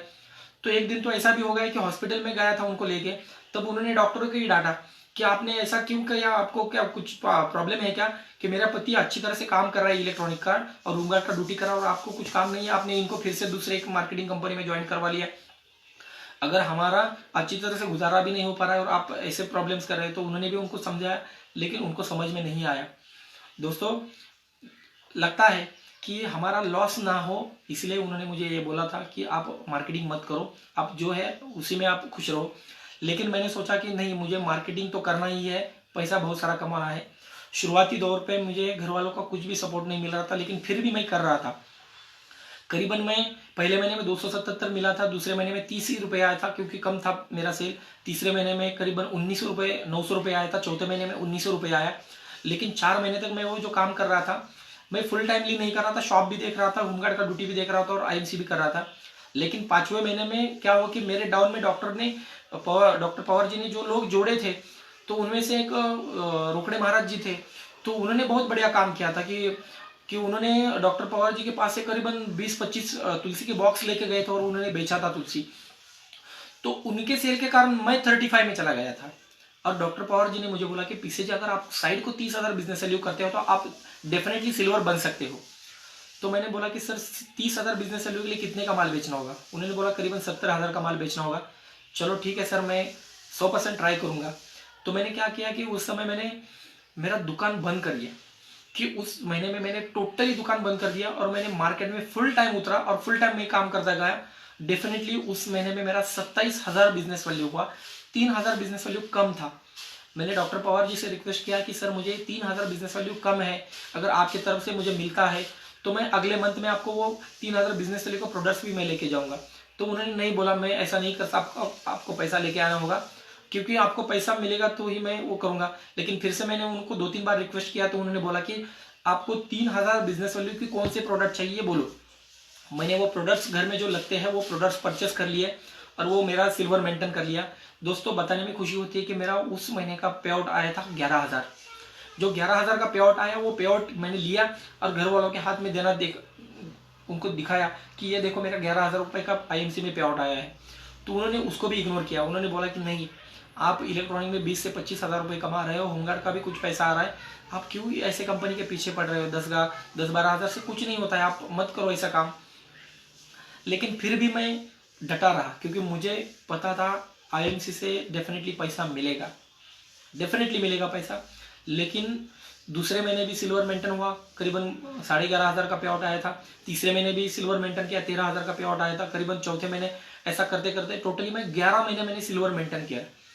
और उस समय डॉक्टर पवार जी का मैं जब सिल्वर बना था तो वो गोल्ड लेवल पे थे और उनका पे आउट करीबन 58,000 का था। तो मैंने सोचा कि अरे, सिल्वर हूँ, मेरा 11,000 का है, डॉक्टर पवार जी का तो गोल्ड बन गए, उनको 58,000 मिले, तो मैं अगर गोल्ड बनूंगा तो मुझे भी 58,000 मिल सकता है। तो मैंने भागा, मैंने बहुत सारा काम किया, लेकिन मैं गोल्ड नहीं बन पाया। मेरा दूसरा लाइन वो 35 में चला ही नहीं था, क्योंकि मैं नेचुरल बिजनेस करता आ रहा था। 30,000 बिजनेस वैल्यू मेरा अलग अलग लेग से आ रहा था, क्योंकि मैंने करीबन 6 लाख मेरे खोल चुके थे और अलग से जो 6 लाइन से बिजनेस आ रहा था वो मुझे एक लाइन से नहीं मिल रहा था, इसलिए वो लाइन क्वालिफाइड नहीं हुआ रहा था। लेकिन जब मैंने पूरा प्लान समझ के लिया, जब मैं सिल्वर था तभी मैंने 11 महीने तक जब काम किया, बहुत सारे मीटिंग में गया, कंपनी का जहाँ जहाँ सेमिनार होता था, जैसे कि डॉक्टर पवार जी ने मुझे लातूर भी लेके गए थे। लातूर के सेमिनार में हम पीछे बैठे थे, उनके साथ में थे, मेरे साथ में दूसरा एक छगन पवार जी भी बोल के थे हमारे साथ में। तो तब हम पीछे बैठ के खाली मस्ती करते हुए हम मीटिंग को देख रहे थे। लेकिन जब वहाँ पे मैंने देखा कि बहुत सारे लोग नाच रहे हैं, हल्ला गुल्ला कर रहे हैं और बोल रहे हैं कि हम लाखों रुपए कमा रहे हैं, ऐसा है वैसा है, लेकिन हमें कुछ भी एनर्जेटिक नहीं लगा। हम वहाँ से उठे, निकल आए। लेकिन जब पंढरपुर में वापस आए तो सोचा कि वहाँ पे भी ऐसा बहुत सारा अगर प्रोग्राम में लोग सक्सेसफुल हुए हैं, चलो हम भी करके देखते हैं। तो मैंने सोचा कि मैं खुद का आउटलेट ले लूँ। तो 11 महीने मैंने जो बिजनेस में पैसा कमाया था, करीबन 60 से 70 हज़ार रुपये मेरे पास आ गए थे, बैंक में जमा हुए थे। तो मैंने सोचा कि आउटलेट ले लूँ, लेकिन आउटलेट के लिए करीबन 1,10,000 रुपये चाहिए थे और 1,10,000 रुपये तो मेरे पास नहीं थे। तो फिर मैंने सोचा कि चलो ठीक है, इधर उधर से जुगाड़ करते हैं। तो उधर से भी जुगाड़ नहीं हुआ। तो पत्नी को मैंने बोला कि मुझे पैसे की ज़रूरत है, तो तुम्हारे पास कुछ गहने हैं तो उसको हम गिरवी रखते हैं और पैसा लेते हैं। तो उसने बोला नहीं, मैं नहीं दूंगी। लेकिन मैंने रिक्वेस्ट किया, 2-3 दिन तक थोड़ा सा झगड़ा भी हुआ, लेकिन उसको मान लिया और उसने दे दिया। दिल पे पत्थर रखे उसने दे दिए वो सब गहने। मैंने वो गहने सब गिरवी रखे, पैसा उठाया, फिर भी 1 लाख तक गया, 10,000 और कम पड़ रहा था। और बच्चों, मेरी बेटी और बेटी, तब मेरा बेटा भी हुआ था तब IMC तक, क्योंकि बेटा जब छोटा था उसका बर्थडे में जो लोगों ने कुछ सोने के चांदी के कुछ दिए थे उनको, तो बादाम वगैरह, अंगूठी या कुछ और लड़की का भी कुछ था थोड़ा सा, तो वो भी मैं सोना लेके गया और उसको भी मैंने बेच दिया और उसका करीबन 15,000 रुपये मिला। तो टोटली मेरे पास 1,15,000 रुपये मेरे पास आ गए। 10,000 रुपये डिपॉजिट के लिए भर दिए और 1 लाख का मैंने ऑर्डर लगा दिया और मेरा खुद का आउटलेट ले लिया। जहाँ पे मेरा इलेक्ट्रॉनिक का दुकान था, उस दुकान से मैंने टोटली सब माल हटा दिया और जहाँ पे मैं रहता था उस घर में जाके वो इलेक्ट्रॉनिक का माल रख दिया और वहाँ पे मेरा आउटलेट खोल दिया। डॉक्टर पवार जी को मैंने वहाँ पे बुला लिया और वहाँ पे मेरा उद्घाटन कर लिया शॉप का, और उनके हंसते ही मेरा उस शॉप का उद्घाटन किया। और बताने में खुशी होते हैं कि जिस महीने मैंने आउटलेट लिया, उसी महीने का मेरा जो आउटलेट का सेल था वो 2.5 लाख का सेल हुआ। और वो फायदा क्या हुआ कि 2.5 लाख की सेल के कारण मेरा उसी महीने गोल्ड बन गया। और जैसे ही गोल्ड बना, मेरा 20,000 का पे आउट आया। चलो सोचा अच्छा है, और फुल टाइमली करता गया। अगले नेक्स्ट मंथ में मेरा करीबन 6-6.5 लाख का सेल हो गया और मेरा टीम भी बहुत बढ़ रहा था और बहुत सारे लोग भी बिजनेस के लिए आ रहे थे, क्योंकि पंढरपुर में हर महीना मीटिंग जो हो रही थी, वो मीटिंग के कारण हमें बहुत बड़ा सपोर्ट भी मिल रहा था। अभी भी होता है, अभी लॉकडाउन के कारण वो बंद है, लेकिन हर महीने का मीटिंग था। तो उस मीटिंग में हमने बहुत सारे लोगों को बुलाता था। वहाँ पे कुछ चार्जेस थे मीटिंग में बैठने के, लेकिन मैं क्या करता था कि डॉक्टर पवार जी से पैसा देके वो टिकट्स खरीदता था और मेरे टीम के जो भी आते हैं मीटिंग में बैठने के लिए, उनको मैं फोकट में टिकट देता था और उनको मीटिंग में बिठाता था। तो मेरे टीम से करीबन 40-50 लोग उस मीटिंग में बैठते थे। तो उसका फायदा मुझे ये हुआ कि मैं गोल्ड तो मेरा शॉपिंग लेने के बाद नेक्स्ट मंथ में नहीं, उसी मंथ में मेरा गोल्ड निकला और उसके अगले मंथ को मेरा रूबी हुआ। और जैसे ही रूबी हुआ तो मेरा 49,000 का पे आउट आया। वो 49,000 का पे आउट निकाला और पीबी के हाथ में रखा और उसको बोला देख पैसा आ रहा है। तब उसे लगा कि IMC से पैसा मिल सकता है। 50,000 रुपये तक अगर पैसा आ रहा है तो डेफिनेटली IMC से पैसा मिल सकता है। उस दिन उसने बोला कि मैं भी आपको सपोर्ट करूँगी। और मेरे को उस दिन अभी भी याद है कि मैं रात को रो रहा था और उसको बोला कि तुम अगर मुझे सपोर्ट करती हो, डेफिनेटली जो तुम्हारे चाचा जी ने बोला है वैसा ही होगा, वैसा ही होगा, वैसा ही होगा। हम बहुत सारा पैसा कमाएंगे, इज्जत शोहरत सब कुछ कमाएंगे और डेफिनेटली कमाएंगे। उस समय उसको बोला था और वो उसका मुझे वहां से जब सपोर्ट मिलना शुरू हो गया, पीछे मुड़ के देखा नहीं। हमें बहुत बड़ा सपोर्ट है डॉक्टर पवार जी का, क्योंकि उन्होंने मुझे IMC में ज्वाइन किया और बाद में हर महीने का मीटिंग पंढरपुर में रखा। उस मीटिंग में मैं हमारे टीम को भी बिठाता था। उस समय सोलापुर के दत्तात्रेय ननौरी जी थे, वो भी पंढरपुर में आते थे और मीटिंग देते थे। तो वो मराठी में मीटिंग देते थे, वो हमारी टीम को बहुत अच्छा लगता था और वो प्लान वगैरह, प्रोडक्ट्स के बारे में जानकारी थोड़ा इमोशन के साथ वो बताते थे, तो वो बहुत अच्छा लगता था। तो उसका फायदा ये हुआ कि हमारा टीम और बढ़ता गया, बढ़ता गया, बढ़ता गया और करीबन मैं वो रूबी लेवल और मैं 11 महीने तक उसको मेंटेन करता गया।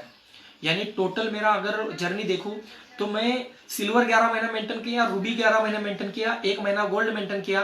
और जैसे मैं ये सब कुछ कर लिया तो उसमें यह हुआ कि मेरा थाईलैंड का जो ट्रिप था, तो जब मैं रूबी बना था तो उस साल में थाईलैंड का ट्रिप था, जो हांगकांग मकाऊ के लिए लिया था, हमारे लिए ट्रिप था कंपनी का। तो उसमें मैं अचीव बन गया। तो हांगकांग मकाऊ गया, वहाँ पे घूम के भी आया और वहाँ से जब वापस आया तब मुझे लगा कि IMC में पैसा तो मिलेगा, देश विदेश में घूमने के लिए भी मिलेगा, क्योंकि वहाँ पे गया था, कंपनी का अरेंजमेंट इतना पावरफुल था, बहुत ही अच्छा लगा।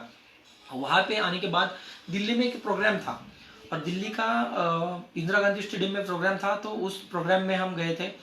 तो हम जो सिल्वर गोल्ड रूबी वाले जो थे या सुपरस्टार वाले थे, वो साइड में हमको सभी को बिठाया था और जो कि साइड में बिठाया था और जो कि चेयरमैन अब लोग थे वो बीच में बैठे थे, और बीच में जब जब वो कुछ लीडर सामने आता था तो वो बहुत सारे लोग वहाँ पे डांस करते थे, और हमें भी डांस करने की बहुत इच्छा हो रही थी, हमको बीच में जाना था उधर। लेकिन जैसे हम उधर निकलते थे वो सिक्योरिटी वाले हमको रोकते थे, बोलता था आपको आगे नहीं आना है, आप रूबी हो, आप आगे नहीं आ सकते हो, हमें रोकता था। और बहुत बुरा लगता था कि हमें वहाँ पे बीच में जाना है। लेकिन क्या हुआ कि एक 4-5 बार हमने ट्राई किया, लेकिन वो जाने ही नहीं दे रहा था। उस समय मैंने गुस्से से उसे बोला कि यार तू अभी हमको अंदर नहीं जाने दे रहा है, नेक्स्ट टाइम जब आऊंगा ना साला यहाँ पे चेयरमैन बन के आऊंगा और बीच में बैठूंगा। और वो बहुत बड़ा प्रोग्राम था, वो वहां से प्रण लेके आया। मेरी बीवी ने भी मुझे बोला कि नेक्स्ट टाइम आएंगे ना हम बीच में बैठेंगे। और जैसे ही वहां से वापस आए तो उसके बाद हमारा प्रोसेस शुरू हुआ चेयरमैन निकालने का। जैसे बोलता हूँ ना मैं कि हमें आगे बढ़ना है तो कोई तो सपोर्ट करेगा, कोई तो बूस्ट करेगा। और मैं रूबी था तो रूबी निकालने के लिए मुझे ननौरे सर ने मुझे बोला कि आप चेयरमैन बन सकते हो, आप चेयरमैन निकाल सकते हो, आप चेयरमैन बन सकते हो, आप चेयरमैन निकाल सकते हो। और वो करीबन मैं 1 महीने तक वही मेरे दिमाग में घूमता गया, और डेफिनेटली मेरा चेयरमैन बन गया दोस्तों। और जैसे ही मैं चेयरमैन बना मेरा महीने का पे आउट आया 1,03,000 रुपये। डॉक्टर पवार जी को भी जब वो चेयरमैन बन रहे थे तब भी मैंने उनको बोला था कि सर आप चेयरमैन बन सकते हो, आप चेयरमैन बन सकते हो। उन्होंने एक रात में उनका चेयरमैन निकाल दिया था उस समय तो, क्योंकि मैंने उनको बूस्ट किया था, मुझे ननौरे जी ने बूस्ट किया। और मेरे डाउन में मेरे स्वामी जी हैं तो वो भी सिल्वर बने, सॉरी हाँ रूबी बने थे, और उनको भी डॉक्टर पवार जी ने बूस्ट किया था कि स्वामी जी आप चेयरमैन बन सकते हो, आप चेयरमैन निकालो।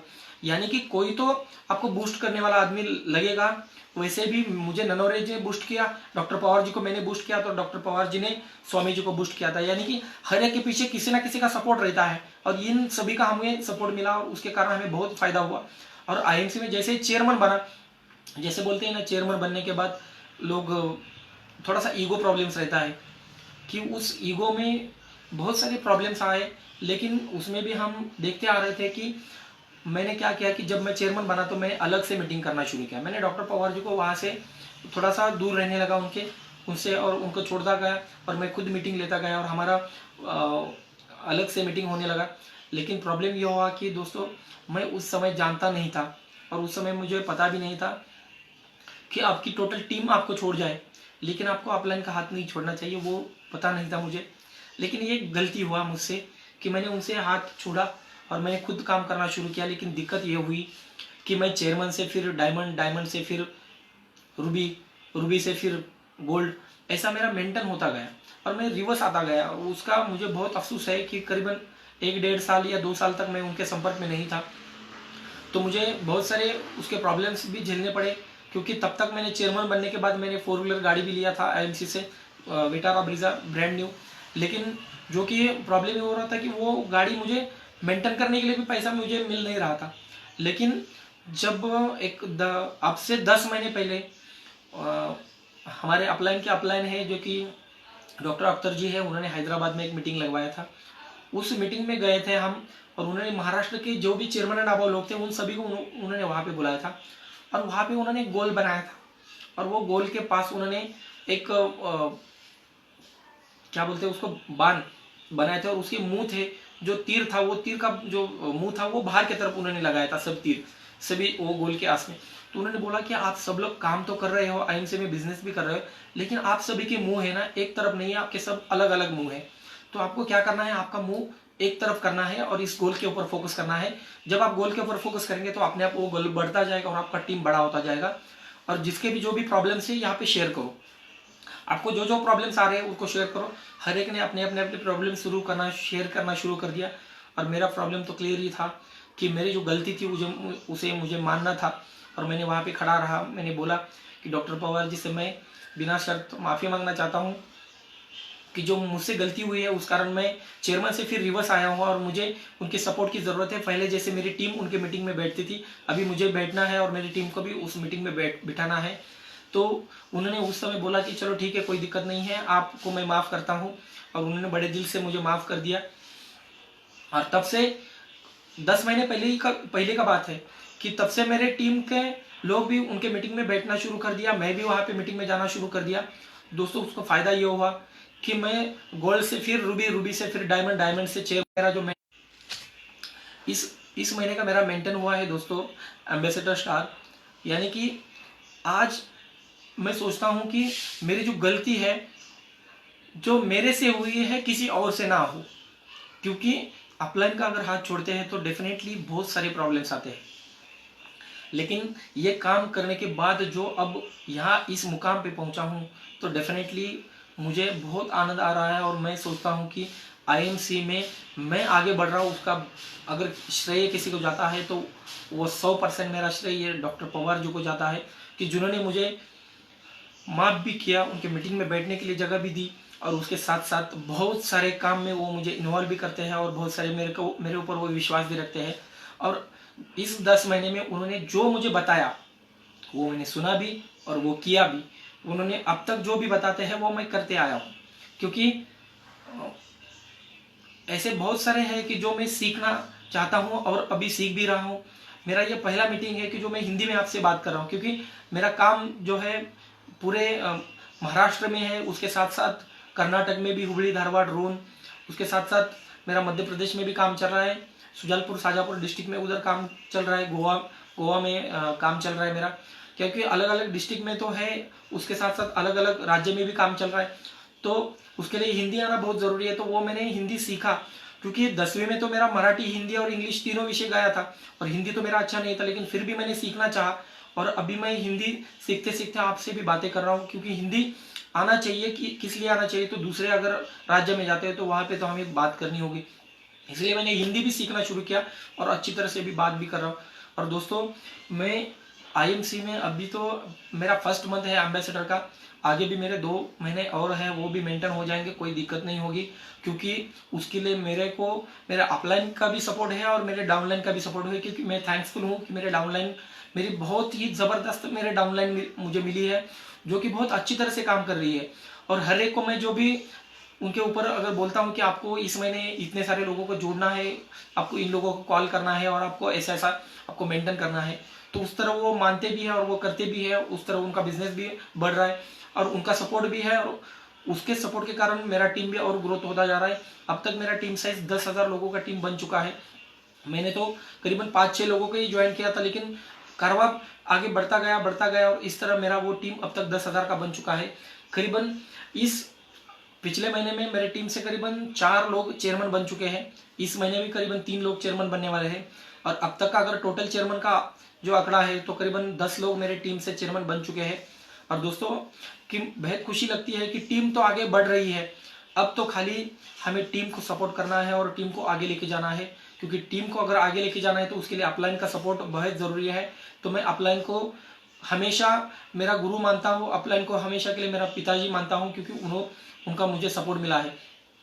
और दोस्तों, मैं जैसे जैसे अब यहाँ तक पहुँचा हूँ, लेकिन बीच का जो मेरा जो छूट गया वो आपको शेयर करना चाहता हूँ, क्योंकि जब मैं आईएमसी बिजनेस कर रहा था और जब मैं सिल्वर मेंटेन करते आ रहा था, तब मेरा थोड़ा थोड़ा सा पैसा बन रहा था, लेकिन उस समय में एक हमारे घर में बहुत बड़ा संकट आया, क्योंकि उसमें हमारे पिताजी को हार्ट अटैक आया था और उनको हॉस्पिटलाइज कर दिया था। तब मुझे पता था, तब मैं यहाँ का सब काम छोड़ के मैं वहाँ पे गया, देखा, हॉस्पिटल में एडमिट थे, वहाँ पे देखने के बाद उनको रेगुलरली उनके ऊपर उपचार किया और वो अच्छे भी हुए, लेकिन वहाँ का जो खर्चा था वो हमें नहीं, हमारे रास नहीं आ रहा था, क्योंकि वो खर्चा बहुत था। लेकिन फिर भी हमने पैसे भर के डिस्चार्ज लिया, घर पे लेके गया, और जिस दिन घर के लेके गए उनको फिर से दूसरा अटैक आ गया और फिर से हमें हॉस्पिटलाइज करना पड़ा। और उस समय तो हमारे पास पैसे भी नहीं थे और बहुत बड़ा दिक्कत हुआ कि उस समय प्रॉब्लम ये हुआ कि पैसे भी नहीं थे, और डॉक्टर जी ने भी हमको सॉरी बोला था कि हम कुछ नहीं कर सकते हैं, लेकिन फिर भी हम ट्राई करेंगे। फिर हमने 24 घंटे तक उनको हॉस्पिटलाइज में रखा, ऑक्सीजन पे रखा था, वेंटिलेटर पे रखा था, लेकिन वो बचा नहीं पाया, और बहुत हमारे ऊपर बहुत बड़ा संकट आया कि हमारे घर से हमारे ऊपर का जो छत है वो टोटली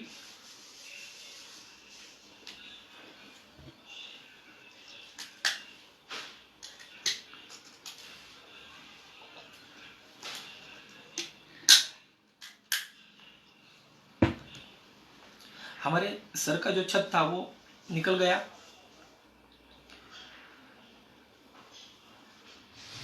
अभी मेरे पास मेरी 2 माएँ हैं, मैं बेहद प्यार करता हूँ उनसे। मेरे पिताजी भी उन दोनों से बहुत प्यार करते थे। पिताजी जब भी मुझे कुछ ज़रूरत पड़ती, कुछ पैसे की ज़रूरत पड़ती, तो वो कुछ भी जुगाड़ करके मुझे पैसे देते थे, सपोर्ट करते थे। लेकिन उनको बचाने के लिए मेरे पास पैसा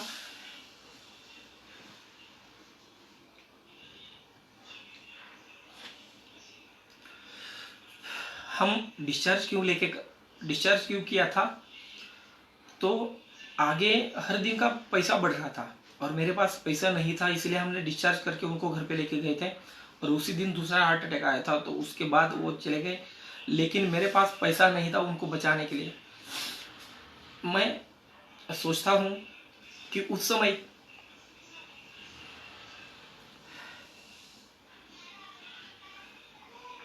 अगर मेरे पास पैसा होता तो आज मेरे पिताजी शायद जिंदा होते।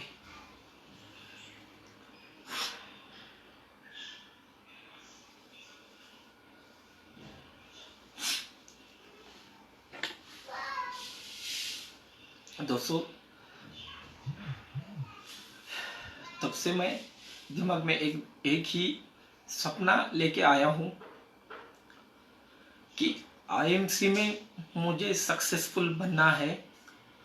डॉक्टर पवार जी को अब तक कभी भी एक बार भी ऐसा नहीं लगा कि मैं आईएमसी छोड़ रहा हूँ, क्योंकि ये मेरा लास्ट का कंपनी है कि इस कंपनी में मैं मेरे पूरे सपने क्लियर डेफिनेटली बना के दिखाऊंगा। जो मेरे पिताजी को सपना था कि तुम्हारा 4 व्हीलर गाड़ी हो, मैंने लिया, जब लिया तब वो नहीं थे।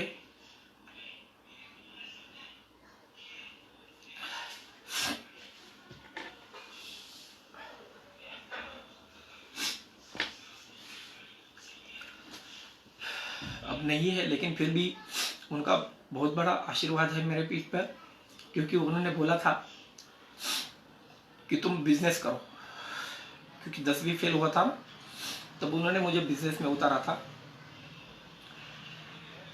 क्योंकि वो बिजनेस वर्ड मेरे साथ अब जुड़ चुका है।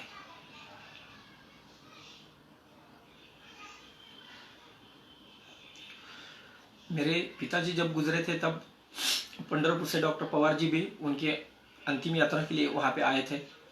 तब उस दिन भी मुझे ये महसूस हुआ था कि डॉक्टर पवार जी मुझे आगे जाके बहुत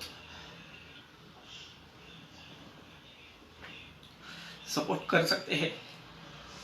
लेकिन जैसे ही मैं चेयरमैन बना, मैंने उनके ऊपर विश्वास नहीं किया और मेरा पतन होता गया और मेरा टीम वापस आता गया। दोस्तों, जो मेरे से गलती हुई है वो आपसे ना हो।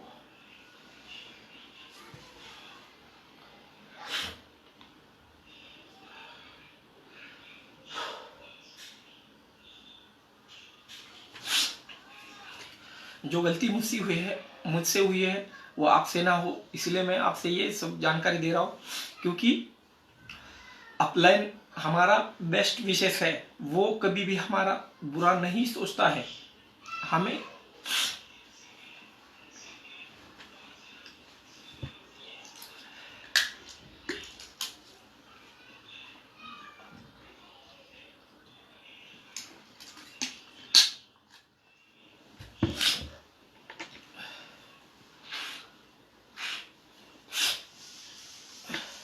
सॉरी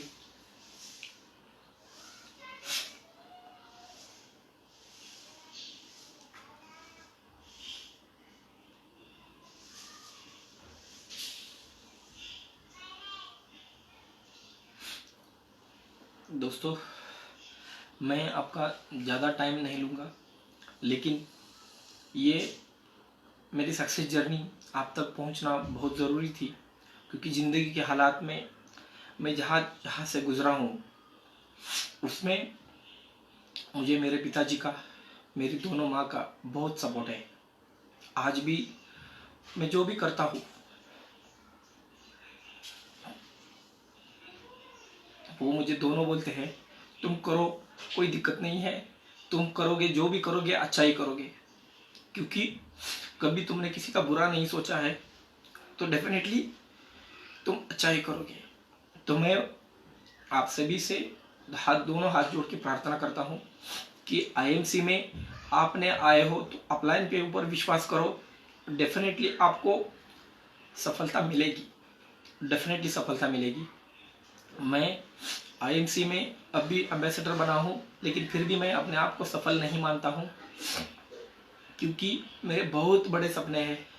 मेरा सपना है कि 2024 तक 1 एकड़ में मेरा घर हो, उसमें स्विमिंग पूल हो, उसके साथ साथ बगीचा हो, खेलने के लिए बच्चों के लिए जगह हो।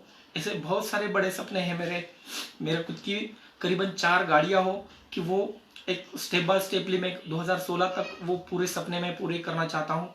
और उसका डेट भी मैंने बना लिया है, उसका मैंने पोस्ट भी तैयार करके रखा है। और डॉक्टर पवार जी को भी पता है कि मैंने जब बड़ा गाड़ी लिया था तो उससे पहले वो मेरे घर पे आए थे, और उस समय मेरे घर पे उन्होंने चाय पीने के लिए आया तो उन्होंने देखा था कि मेरे चारों दीवारों पे मैंने एक गाड़ी का पोस्टर लगाया था। और उन्होंने बोला कि ये पोस्टर क्यों लगाया है, तो उनको बोला कि सर मुझे एक गाड़ी लेना है, इसलिए मैंने ये पोस्टर लगाया है। तो उन्होंने उस समय बोला था पोस्टर लगाया है तो डेफिनेटली तेरा गाड़ी आएगा, और गाड़ी लेते समय तुम मुझे बोलो, मैं डेफिनेटली तुम्हें भी सपोर्ट करूंगा और गाड़ी लेने के लिए भी सपोर्ट करूंगा। लेकिन दोस्तों मैंने उनको बताया भी नहीं है, और मैंने गाड़ी लिया, और गाड़ी लेने के बाद उनको कॉल करके बता दिया कि सर मैंने गाड़ी लिया है। मैं उनको सरप्राइज देना चाहता था, लेकिन अपलाइन में सरप्राइज देने की बजाय दोस्तों अपलाइन को मुझे बताना चाहिए था उनको कि और गाड़ी लेना चाहिए था। ये भी मुझसे गलती हुआ था कि उस समय भी उनका सोच था कि पीसे जी आप अभी 40-50 हज़ार 60 हज़ार तक कमा रहे हो, आप 10-15 लाख रुपए की गाड़ी मत ले लो, आप करीबन 5-6 लाख रुपए की गाड़ी ले लो, ताकि आपको कुछ प्रॉब्लम नहीं आएगा, और आगे जाके आपका जब बिजनेस बड़ा होगा तब आप बड़ी गाड़ी ले लो। ये उनका सोच था। जब मैं चेयरमैन बना और फिर रिवर्स आया, तब उनका शब्द मेरे दिमाग में आया था कि उन्होंने जो बोला था वो सच्ची में था, मुझे उसको सुनना चाहिए था, मैंने नहीं सुना, और वो मेरे से गलती हुआ। यानी कि दोस्तों मेरे बहुत सारी गलतियां हैं, लेकिन वे गलतियां करते हुए भी मैं आगे बढ़ रहा हूँ, क्योंकि मैंने गलती की तो उसको मानता हूँ, और उसको डेफिनेटली मैं सीना ठोक के बोलता हूँ कि ये मेरे से गलती हुआ है, मुझे माफ करो। मैं अभी भी बोलता हूँ कि मेरे डाउनलाइन में भी मैंने किसी से अगर कुछ गलत बोला है अब तक, तो मैं आप सभी से भी माफी मांगता हूँ, क्योंकि मेरा कुछ आपका गलत करने का तरीका नहीं था। मेरे से गलत हुआ है, आपसे गलत ना हो, और आप नहीं सुन रहे हो, इसलिए मैंने बड़े आवाज से थोड़ा सा डांटा होगा। ये मेरा पर्सनली था कि आपको गलत रास्ते पे ना जाए, इसलिए मैंने थोड़े बड़े आवाज में बताया था, लेकिन वो मेरा अधिकार नहीं है, आपको प्यार से ही बताना होना चाहिए था, लेकिन मैंने वो डांटा। लेकिन आगे से मेरे से ये गलती नहीं होगी। मेरे डाउनलाइन सभी को मैं रिक्वेस्ट करता हूँ कि मेरे से जो भी गलती हुआ है तो मैं आप सभी से दोनों सभी को हाथ जोड़ के माफी मांगता हूँ, ताकि आगे जाके हमारा टीम एक पावरफुल टीम बने। क्योंकि डॉक्टर पवार जी के डाउन में अगर कोई पावरफुल टीम है तो वो मेरा टीम है, और वो भी बोलते हैं कि पीसे जी आपका बहुत ही जबरदस्त टीम बन चुका है, और उस टीम से चेयरमैन निकल रहे हैं, और बहुत सारा टीम ग्रोथ भी कर रहा है। हमारा 10,000 लोगों का टीम है, लेकिन फिर भी काम करने वाले बहुत सारे लोग हैं। जैसे कि हमारे स्वामी सर है अहमदनगर से, जो कि हमारे ससुर जी है, तो उनका टीम भी बहुत जबरदस्त वहां से काम कर रहा है। और वो भी उनके डाउन में जो कि मुसमाड़े सर है, उनके डाउन में एक हड़सुरे सर बोल के है, कि पिछले महीने उन्होंने चेयरमैन निकाला है। यानी कि ऐसे बहुत सारे लोग हैं कि जो चेयरमैन बनते जा रहे हैं। जैसे कि नाते पुते गांव है, वहाँ से उराड़े महाराज जी है, उराड़े महाराज जी है, सुभाष महाराज जी है, प्रांजलताई पानसरे जी है, कि जो बहुत अच्छी तरह से काम कर रहे हैं। और उनके साथ साथ अभी पिछले महीने ही जो कि हमारे जो कि कल ही उनका मीटिंग हुआ था हमारे जूम पे विद्याताई का, तो वो उनको तो कैंसर है, लेकिन फिर भी वो आईएमसी कर रहे हैं, क्योंकि उनको आईएमसी के प्रोडक्ट्स के ऊपर इतना बड़ा विश्वास आ चुका है कि उन्होंने कैंसर होने के बाद भी उन्होंने आईएमसी में सक्सेसफुल बने हैं, और वो भी पिछले महीने में चेयरमैन बन चुके हैं। तो ऐसे बहुत सारे मेरे टीम में लोग हैं कि जो कि अभी चेयरमैन है, और चेयरमैन के बाद वो नेक्स्ट लेवल के लिए भी सोच रहे हैं। क्योंकि मुझे मुसमाड़े सर का भी फोन आया था कि उनका 6 लेग मेंटेन हो चुका है, और वो भी 40,000 प्लस बिजनेस वैल्यू से। वो बोल रहे थे कि मैं एम्बेसडर बन सकता हूँ क्या, कि उनको बोला मैंने कि 10 लाख आपको बिजनेस वैल्यू टोटली मेंटेन करना है, तभी आप एम्बेसडर बन सकते हो। और अभी उन्होंने उसके ऊपर काम करना शुरू कर दिया है। लेकिन दोस्तों सोचो कि टीम में ऐसे बहुत सारे लोग हैं कि जो अचीवर बन रहे हैं, लेकिन उसके साथ साथ मैं ऐसा भी चाहता हूँ कि भारतवर्ष में ऐसे बहुत सारे लोग हैं, ऐसे बहुत सारे लोग हैं कि जो बहुत सारी कंपनी में उन्होंने काम किया, जो इथिकल कंपनी नहीं थी या कंपनी के कुछ प्रॉब्लम्स थे, वो कंपनी बंद हो गई, या उन्होंने बहुत सारे काम करना देखा लेकिन वो सक्सेसफुल नहीं हो पाए। उन सभी लोगों से मेरा विनती है कि आप आईएमसी जैसी कंपनी को ना छोड़े, क्योंकि आईएमसी कंपनी बहुत ही ज़बरदस्त कंपनी है। और आप अगर मेरे साथ जुड़ना चाहते हैं तो इसमें मेरा मोबाइल नंबर भी डाल दिया है।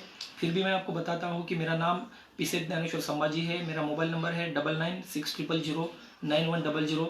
इस नंबर पे मुझे आप कॉल कर सकते हैं और आईएमसी से जुड़ना चाहते हैं, कहाँ से भी हो आप, पूरे भारतवर्ष से कहीं से भी हो, मैं आपको डेफिनेटली सपोर्ट करूँगा। और वहाँ पे मैं बिजनेस आपको आगे बढ़ने के लिए बहुत अच्छी तरह से जिम्मेदारी उठाऊंगा, क्योंकि अब तक मेरा 3 राज्यों में या 4 राज्यों में काम चल रहा है। तो आगे जाके मेरा सपना है कि पूरे भारत में हर एक राज्य में मुझे काम बढ़ाना है और उसके साथ साथ मुझे आगे बढ़ना है।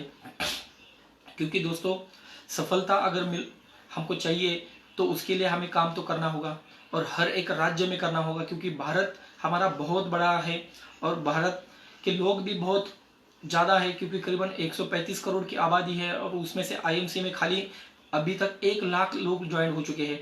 और दोस्तों देखिए कि 1 लाख अगर हम लोगों का छोड़े तो अब तक हमारे पास 135 करोड़ में से अभी भी 134 करोड़ पॉइंट 99 लाख लोग अभी भी हमारे पास है कि उन लोगों को हम आईएमसी में ले सकते हैं, क्योंकि हमारा पूरा भारत बहुत बड़ा है और सब लोगों से हमको ज्वाइन करना है। उस एम के साथ हम चल रहे हैं और ऐसे बहुत सारे लोग जो सक्सेसफुल नहीं हो पाए हैं, उन लोगों से मेरा रिक्वेस्ट है कि आप आईएमसी के साथ जुड़ सकते हैं।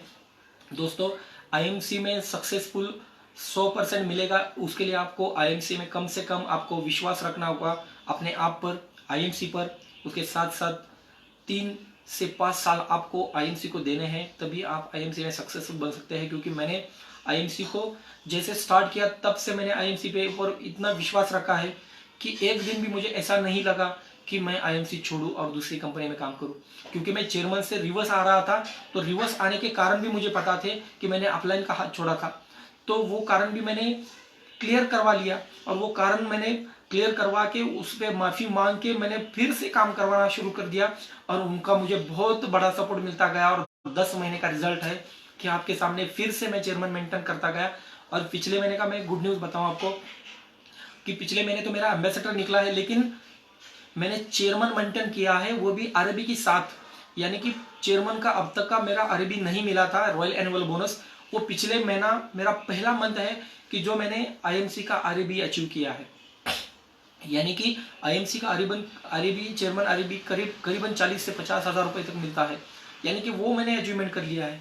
यानी कि दोस्तों मुझे बेहद खुशी होती है कि डॉक्टर अख्तर जी ने हैदराबाद में अगर वो मीटिंग नहीं लगवाते, सब चेयरमैन आप लोगों को वहाँ पे नहीं बुलाते, तो मैं आज आपके सामने नहीं खड़ा हो पाता, क्योंकि मेरा पतन निश्चित था। क्योंकि उन्होंने एक मुझे चांस दिया वहाँ पे बोलने का और एक माफ़ी मांगने का, एक बड़ा मुझे एक ट्रैक दिया, उस ट्रैक पे मैं चलता गया। और अख्तर सर जी का भी मुझे बहुत सपोर्ट है।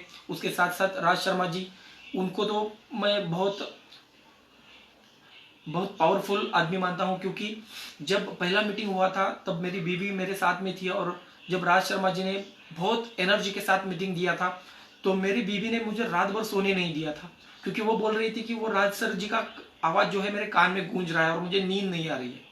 तो उनका भी हमारे घर वालों को इंस्पायर करने के लिए बहुत बड़ा सपोर्ट मिला, तो उनके कारण भी हमारे टीम में बहुत अच्छा हमें प्रोग्रेस मिला। उसके साथ साथ ननौरे सर है जो कि उनका भी सपोर्ट हमें मिला। उसके साथ साथ पडोली जी है जो कि वो पेशे से शिक्षक है, लेकिन फिर भी आईएमसी में 3-4 लाख रुपए हर महीने का कमा रहे हैं, तो उनको भी हम देख के इंस्पायर होते हैं। उसके साथ साथ लक्ष्मण शर्मा जी है कि उनको हिंदी अच्छी तरह से नहीं आती थी, उनका इंग्लिश बहुत पावरफुल है, लेकिन फिर भी उन्होंने हिंदी में हमें भी मीटिंग दिया, उनका भी हमें बहुत सपोर्ट मिला, उनके कारण भी हम आज आपके सामने खड़े हैं। उसके साथ साथ अख्तर सर का जो नाम लिया है, क्योंकि उनका तो सपोर्ट हर दिन रहता है हमें। हर प्रॉब्लम में हम अगर कुछ भी दिक्कत आए तो हम उनको कॉल करते हैं, उनका सॉल्यूशन हमें मिलता है उनकी तरफ से। उसके साथ साथ उनके अपलाइन है डॉक्टर आनंद वाजपेयी जी। वाजपेयी सर का तो मुझे इतना सपोर्ट है कि मेरे टीम में अगर कोई भी प्रॉब्लम्स रहता है तो मैं उनकी तरफ अगर लेके जाता हूँ तो वो डेफिनेटली उसको सॉल्व कर देते हैं विद इन सेकंड में। क्योंकि वो बोलते हैं कि आपको कुछ भी प्रॉब्लम हो पीछे जी हमेशा मुझे कॉल करिए, आपका वो प्रॉब्लम 100% खत्म हो जाएगा, उसका कोई दिक्कत नहीं होगा। क्योंकि उनका भी मुझे बहुत सपोर्ट मिलता है।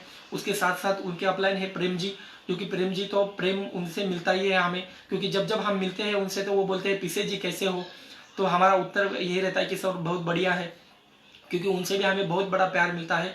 और मुझे एक गर्व है कि हम कोहिनूर के टीम में हैं, क्योंकि आईएमसी में ऐसे बहुत सारे लीडर्स हैं, लेकिन जो कोहिनूर का टीम है उस टीम में हम हैं। और हमें इसका गर्व रहता है हमेशा कि हम प्रेम जी के टीम में हैं, क्योंकि अपलाइन से लेकर बहुत सारे लोग हैं।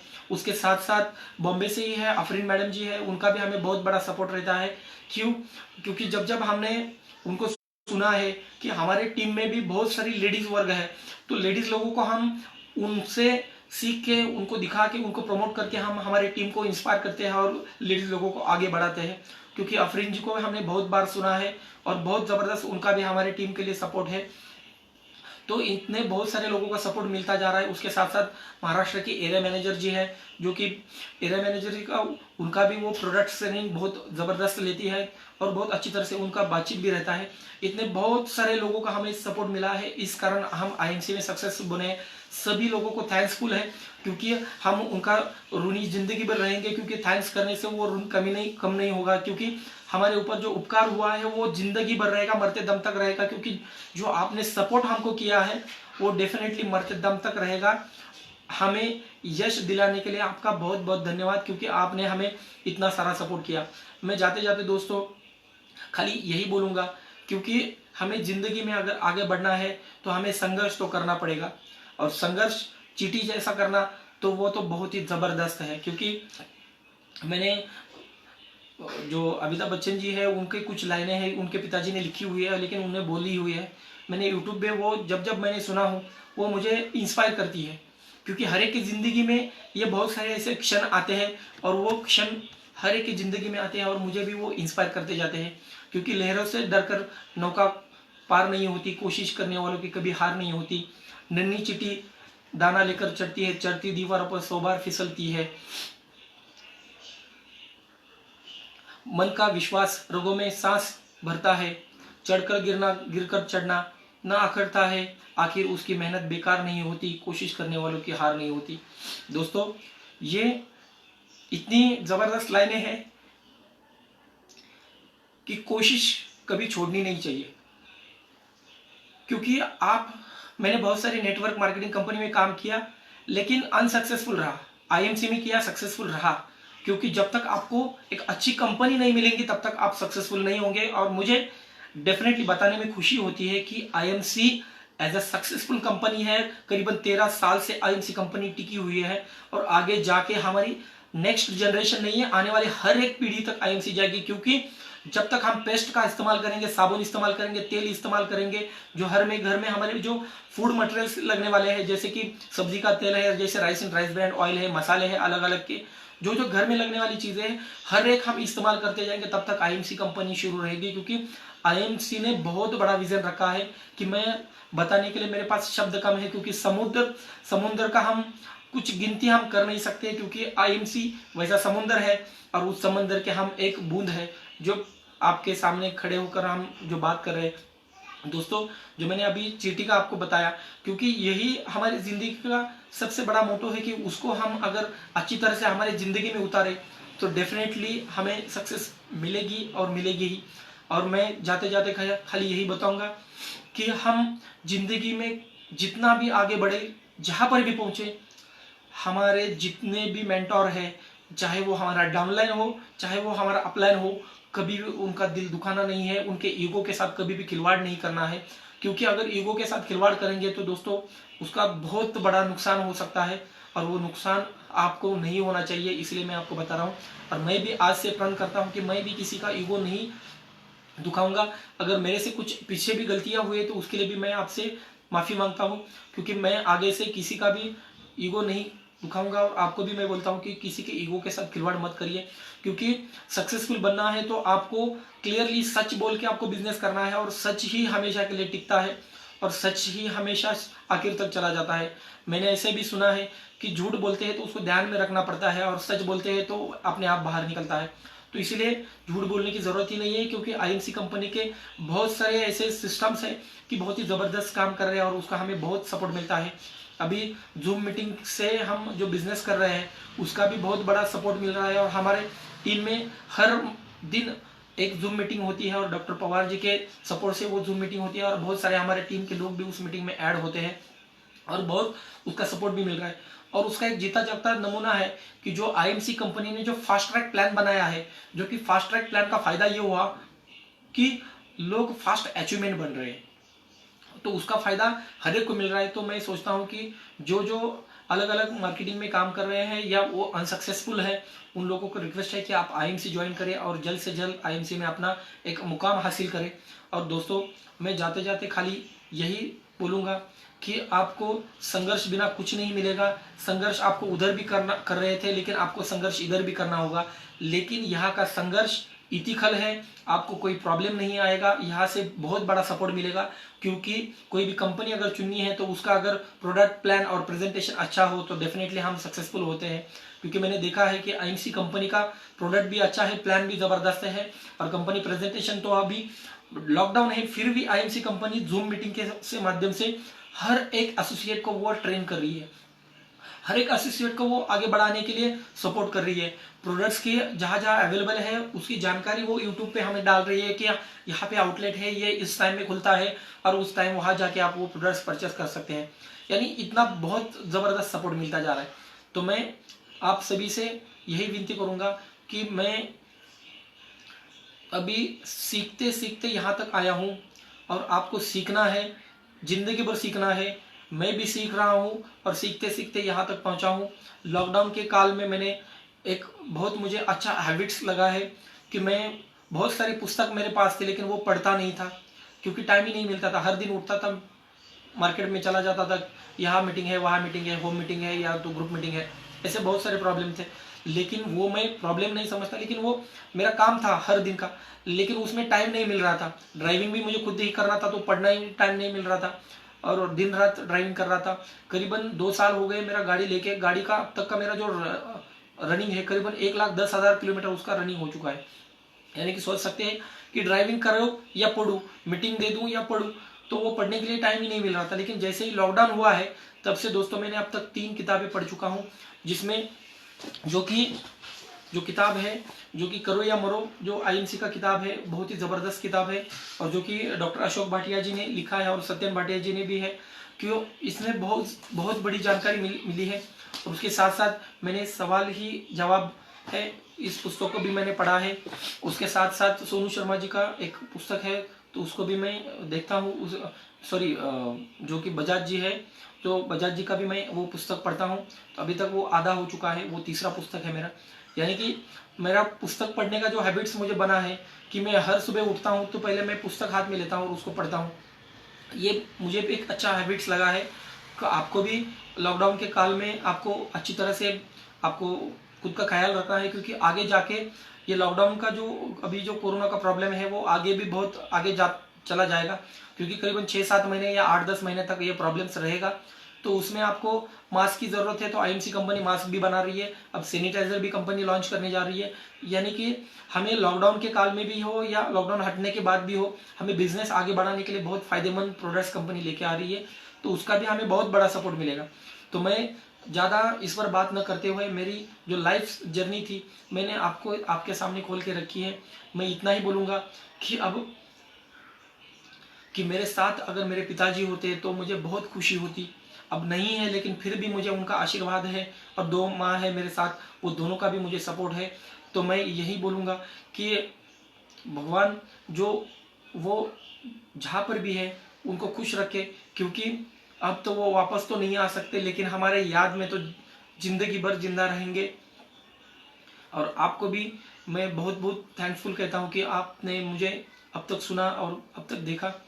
मैं मेरी लाइफ जर्नी आपके सामने समाप्त करता हूँ, और मुझे मेरी टीम जो डाउनलाइन है मेरी, जो कि उन सभी को मैं थैंक्सफुल कहता हूँ कि मेरी डाउनलाइन हमेशा मेरे साथ में खड़ी रहे, कंधों से कंधा मिला के मैं उनके साथ में खड़ा रहूँगा और उनको जो भी प्रॉब्लम्स रहेंगे उसमें मैं डेफिनेटली उनका सपोर्ट करूँगा।